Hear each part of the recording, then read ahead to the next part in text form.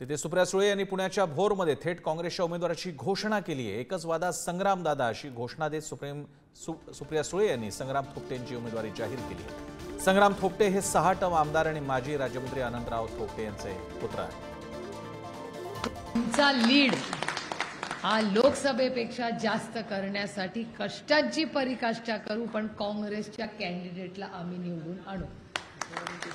आता आम्हाला काँग्रेसने विचारलं कुणाला तिकीट द्यायचं तर आमचं ठरलंय,